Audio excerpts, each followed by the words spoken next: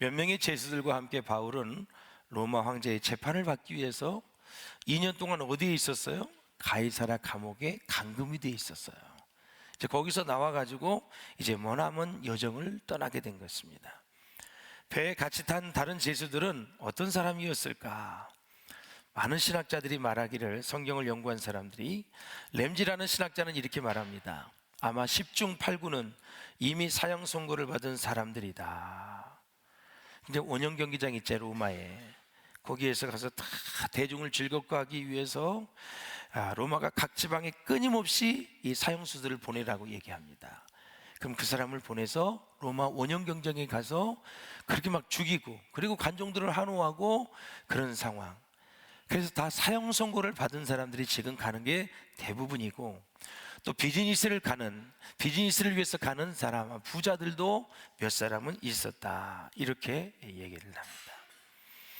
2절에 보면 우리가 올라 행선할세 그랬습니다. 행선할세. 우리가 누구인가? 바로 사도행전을 저술한 누가와 함께 동행했던 것을 볼 수가 있죠. 사복음서에서 가장 세밀하게, 누가는 의사였었죠. 의사. 세밀하게 기록을 해요. 그래서 가장 나중에 기록된 복음은 요한복음, 가장 처음에 기록된 복음은 마가복음, 가장 자세하게 분량이 많은 것은 누가복음. 그러니까 한 사건을 디테일하게 보려면 누가복음이 가장 좋습니다. 마태복음은 유대인의 입장에서 쓴 복음서예요. 왕의 관점에서, 유대인의 관점에서 쓴 마태복음이 있는 것을 우리가 볼 수가 있어요. 이렇게 누가가 이제 저술을 했는데, 아마 항해 과정에서 일어났던 일들을 일지 형식으로, 그러니까 우리가 일기장을 쓰는 것처럼 그렇게 자세하게 적어서 남길 수 있었다. 바울이 탄 배는 아시아 해변의 각곳에 사람들과 짐을 실어나는 운항선이라고 말씀을 드렸습니다. 그래서 거기에는 제수들만 아니라 선장과 선원들, 또 제수들을 감시하고 있는 군인들이 타고 있었다. 그 100명을 다스리는 백부장 이름이 뭐냐? 본문에 율리오라고 나와 있습니다. 이 율리오가 바울의 전체 호송의 총 책임자를 지닌 사람이다. 이제 물건을 가지고 장사하러 가는 돈 많은 사람들도 있었다고 말씀을 드렸습니다.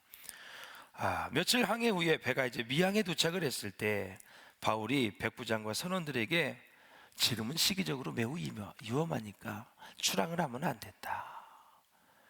바울은 여러분 이 선교지에 몇 번을 왔다 갔다 하냐면 13번이나 여러분 왔다 갔다 한 사람이에요. 그래서 사정을 너무너무 잘 알아요. 이 백기를 선교 여행을 통해서 13차례 왕래했기 때문에 지중해에 대한 사항을 잘 알고 있다.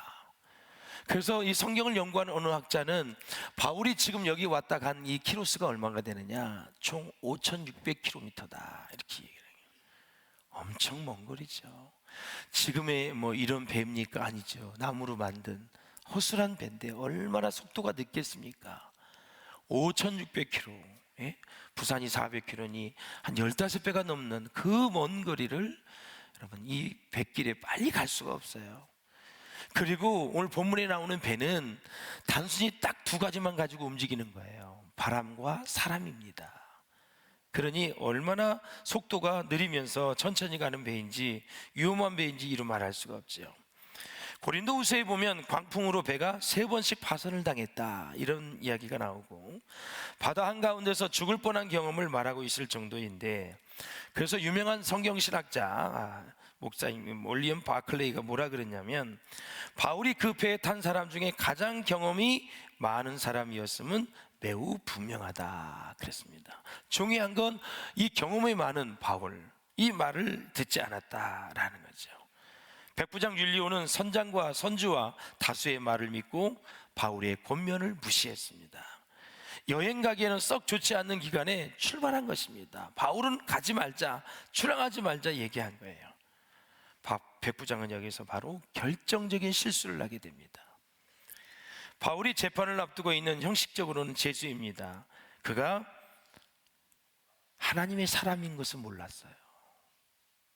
사람인 걸 몰랐어요. 하나님의 사람. 어쨌든 이렇게 해서 배는 미항을 떠났습니다. 바울의 경험, 바울의 기도, 바울의 경험적인 신앙적인 통찰력을 보면 이번 여행은 몹시 불안하고 위태한 느낌이 들었다. 그래서 여러분, 우리가 신앙생활할 때 위태한 그런 위험스러운 상황이 되으리라는 이 상황에 대해서 민감하게 여러분 봐야 됩니다. 내 영혼이 지금 위태할 때가 되었다. 내 자녀들이 지금 신앙의 어느 선을 넘어가서 하나님께 멀어졌다는 느낌을 받아야 되고, 그 교회 공동체와 또 우리 나라를 바라볼 때 참으로 시끄럽고 혼란스럽지 않습니까?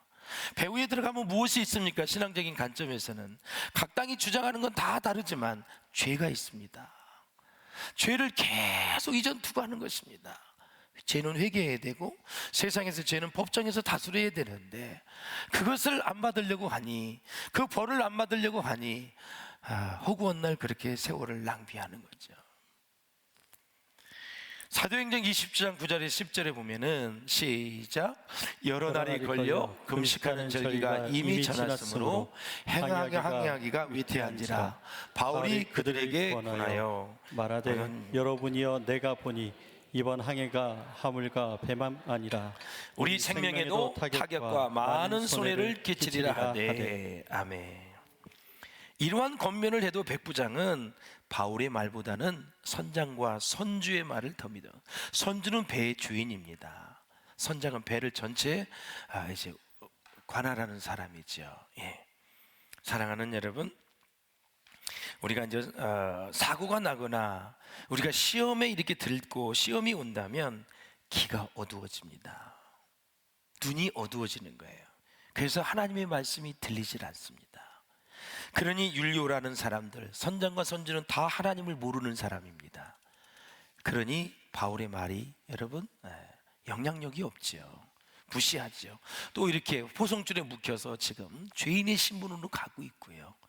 그리고 여러분 바울의 사진을 보면 알지만 머리는 다 벗겨졌지 볼품이 하나도 없습니다. 완전히 눈곱이 끼고 때로는 간질기도 있고, 신학자에 따라서 완전히 초라한 모습입니다. 그런데 누가 바울의 말을 믿겠습니까, 여러분?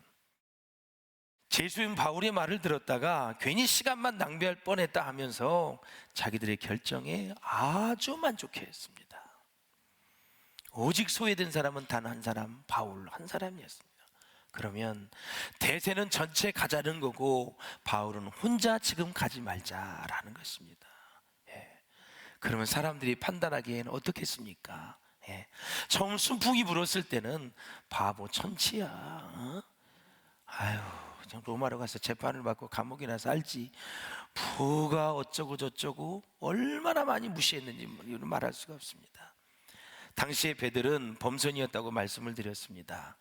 배를 움직이는 동력은 딱 두 가지예요. 바람과 사람의 힘, 노를 젓는 것입니다. 한 번 더 그런데 보십시오.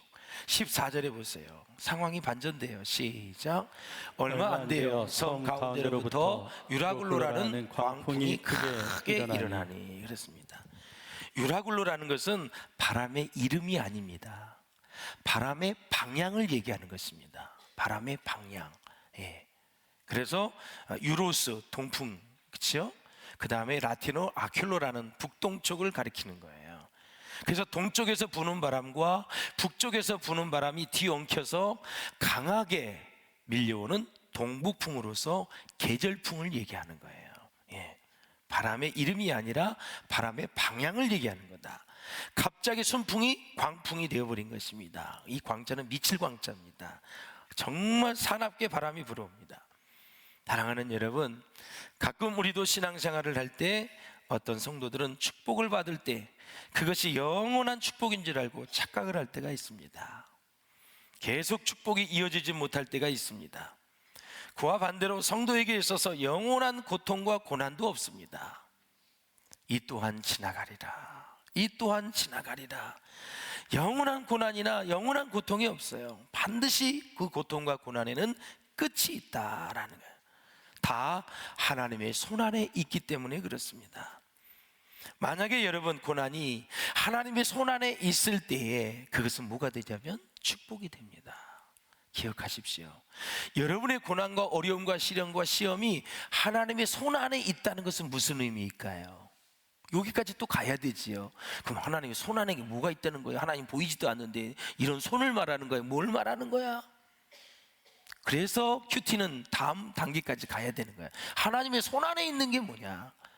어떤 어려움이 와도 어떤 고난이 와도 하나님을 향한 기쁨을 잃어버리지 않는 거고, 이제까지 지켜주신 하나님의 은혜를 감사하는 거고, 세 번째, 내 인생의 주권은 하나님 앞에 믿고 하나님을 전적으로 신뢰하는, 그래서 절대 환경은 어려워도 하나님에 대한 것들은 흔들리지 않는 거, 그것이 하나님 안에 있는 것이다. 기쁨, 감사, 내 인생의 주인은 하나님이시다. 반드시 좋게 만들어 주실 것이다. 축복이 변하여 복이 될 것이다. 고난 뒤에 숨어 있는 주의 축복을 기대하는 거죠. 이 세 가지가 있을 때 하나님의 손 안에 있다, 이렇게 얘기를 하는 것이죠. 사랑하는 여러분, 기억하십시오. 하나님은 끝까지 우리를 사랑하시고 우리를 놓치지 않는다라는 거죠. 할렐루야. 그러므로 인생이란 내가 원하는 대로 다 되지 않습니다. 너희가 계획을 세운다 할지라도 그 걸음을 인도하시는 분은 하나님이라고 말씀하시는 거예요. 그래서 인생이란 가고 싶은 대로 가는 것이 아니라 하나님이 가는 대로 그냥 가는 것이 인생이다. 내가 가고 싶은 대로 가는 것이 아니라 하나님이 지금 가라는 대로 그냥 가는 대로 가는 것이 인생이다라는 거죠. 할렐루야. 죽고 싶지 않는데 누가 죽고 싶겠어요, 여러분? 죽음이 찾아와요. 질병이 찾아오고요, 계속 찾아와요. 죽음이 와요. 병들고 싶지 않는데 병이 불청객처럼 찾아옵니다. 하나의 문제가 해결되면 또다시 문제가 생깁니다. 내가 하는 사업이 잘 되어야 할 텐데 생각대로 잘 되지 않습니다. 가고 싶은 대학이 있지만 생각대로 잘 되지 않고 열리지 않습니다. 남들이 부러워하는 회사에 들어가고 싶은데 뜻대로 되지 않아요. 인간관계도 잘 해보려고 하는데 원하는 대로 잘 되지 않습니다.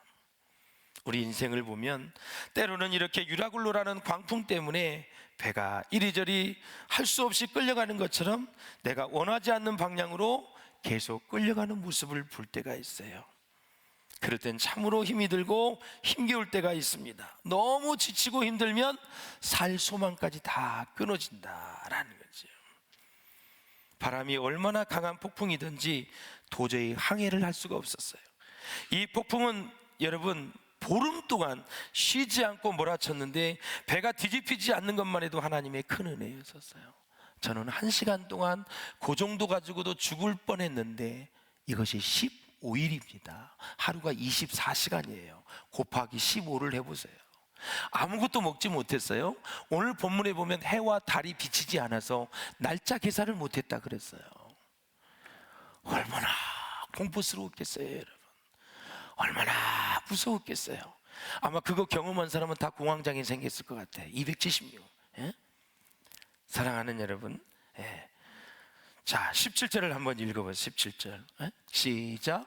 스르드스에 걸릴까 두려워하여. 스르드스가 뭔지 아세요?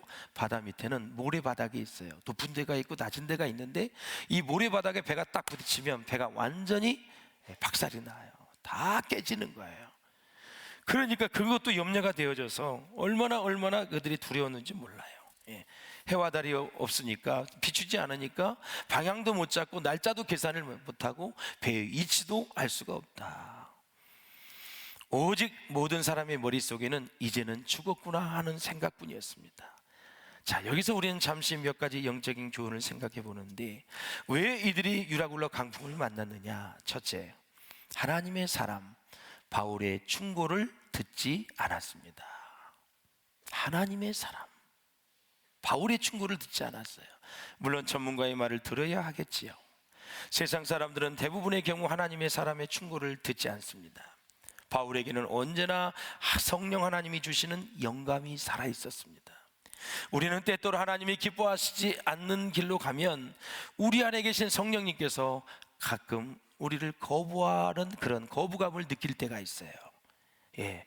그래서 우리는 순간순간 성령의 세미한 음성과 인도하심을 듣고 또 받아야 되는데, 그리고 우리 주변에 성령의 인도하심에 민감한 사람이 있다면 그 사람의 말에 주의를 할 필요가 있다. 믿음이 없는 사람들은 믿음의 사람들을 보는 눈이 없습니다. 여러분, 믿음의 사람은 믿음의 사람을 알아보는 것입니다. 성령의 사람은 성령의 사람을 알아보게 되어 있는 것이죠. 그러므로 사랑하는 여러분, 백부장윤료는, 윤료라는 말처럼, 윤료가 무슨 뜻이냐면 머리털처럼 부드러운 그 뜻이에요. 호송 기간 내에 바울을 부드럽고 친절하게 대했지만 추락 여부를 두고 중대한 결정을 할 때에는 하나님의 사람인 바울을 보는 눈이 없었다. 나중에 가서야 바울의 말을 듣는 모습을 볼 수 있는데, 사랑하는 여러분, 여러분의 인생 가운데 중요한 것을 선택하고 결정을 할 때 누구의 말을 듣고 충고를 듣고 결정을 하십니까?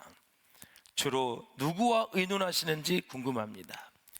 말씀을 의지하고 성령의 인도함을 받는 하나님의 사람과 의논할 수 있기를 주의 이름으로 축원을 드립니다. 잘못된 충고를 듣고 평생 후회할 수밖에 없는 선택을 하는 사람을 많이 봤습니다. 모든 분야의 전문가가 꼭 필요합니다만 반드시 거기에 하나님이 함께 하셔야 하고 기도하는 성령의 사람이 있어야 한다라는 것입니다. 뿐만 아니라 영적 지도자인 목사님들이 정치, 경제, 사회, 문화의 다양한 영역에 대해서 얼마나 알면 알겠습니까? 많이 부족합니다. 그럼에도 불구하고 성도 여러분이 꼭 아셔야 할 것은, 영적 지도자에게 귀를 기울인다는 것은 그 사람의 전문 지식 때문이 아니라 하나님의 사람이 하는 충고라는 것을 꼭 기억할 수 있기를 주의 이름으로 축원합니다. 우리가 이 세상을 살아가면서 그렇게 영적 분별이 중요한 거예요. 왜? 이건 다 어디와 관계되어 있기 때문에, 하나님과 관계된 내용이기 때문에 그래요. 그래서 믿음의 선택을 잘 할 수 있도록 도와주는 거. 배 안에 몇 명이 있었다 그랬죠? 276명이 다 절망할 때 그때 누구에게 상황을 이끌어갈 권세를 주셨습니까? 분명히 아셔야 합니다. 누구에게 권세를 주셨습니까? 하나님의 사람, 바로 바울입니다. 형식상으로는 제수였지만 그는 주님을 직접 만난 사람입니다. 성령이 충만한 사람입니다. 누가 우리를 죄에서 건져주셨는지를 알고 체험한 사람이고, 성령의 놀라운 음성에 민감한 사람이었다. 주님의 세미한 음성을 듣는 사람이었다. 무엇보다도 그에게는 정말 두려움이 있었지만 그는 믿음의 사람이었다. 오늘 본문에 보면 풍랑이 일어나기 전날 밤에 276명을 다 내게 주었다. 하나님이 단 한 사람도 죽지 아니할 것이라고 천사가 얘기를 해줬어요. 그 믿음의 확신을 가진 바울이 선포하지 않습니까? 여러분, 안심하십시오. 그럽니다. 안심하십시오. 그렇게 어려움을 당하고 고난을 당한 것은 순풍에 속은 것입니다. 거칠에 화려한 사람에게 속지 않도록 조심하시고, 말 잘하는 사람에게 속지 않도록 조심하시고, 여러분 여러 가지 경제적인 미끼를 가지고 다가오는 사람에게 속지 마시고, 보이시피싱에 뭐 단숨에 돈을 벌겠다, 뭐 하겠다 하는 그런 것들에 속지 마시고요, 마음 관리를 잘 할 수 있기를 주의 이름으로 축원을 드립니다. 일시적인 승리가 영원한 승리가 아니라는 것을 알아야 됩니다. 그래서 모든 것이 형통하고 잘 되어질 때 절대 교만하지 말고 겸손하게 하나님께 감사해야 합니다. 교만은 패망의 선봉입니다. 모든 것이 잘 되는지 안 되는지에 관심을 갖기보다는 그것이 하나님의 뜻에 합당하는지를 먼저 생각할 줄 아셔야 된다. 내가 하는 것이 잘 되었다고 또 그것이 모두 하나님의 뜻이라고 할 수는 없습니다. 여러분, 그렇지 않을 때도 있습니다. 내가 생각하고 선택하고 결정하는 것들이 성경적인 것이 아니라고 판단되면 다시 생각을 해야 됩니다. 모든 것을 살피고 성경에 비추어 보면서 결정해도 절대 늦지 않는다라는 거죠. 너무 조급히 서두르다 보면 실수하게 돼 있다. 더 기도하고 결정할 수 있어야 된다라는 것입니다. 여러분, 우리가 기도하며 최선을 다했는데 잘 길이 열리지 않을 때가 있습니다. 그럴 때는 억지로 가려고 할 필요가 없습니다. 좀 기다리고 기도하다 보면 하나님께서 더 좋은 길로 인도해 주실 줄로 믿습니다. 그래서 사랑하는 여러분, 이 세상의 최고의 축복은 뭐냐? 주님의 십자가의 보혈을 의지하여 죄사함 받고 하나님의 자녀가 되어 구원받는 것이 최고의 축복 아닙니까, 여러분? 그래서 이 세상의 부와 성공과 번영은 우리의 궁극적인 목표가 아니다라는 거죠. 그래서 바울은 살아도 주를 위해서 살고 죽어도 주를 위해 사나니 우리가 다 그의 것이로다. 자, 22절을 보십시오. 뭐라 그랬어요? 내가 너희를 권하노니 이제는 안심하라. 너희 중 아무도 생명에는 아무런 손상이 없겠고 오직 배뿐이니라 그랬습니다. 살 소망이 모두 끊어질 그때부터 배 안에 주도권이 바뀝니다.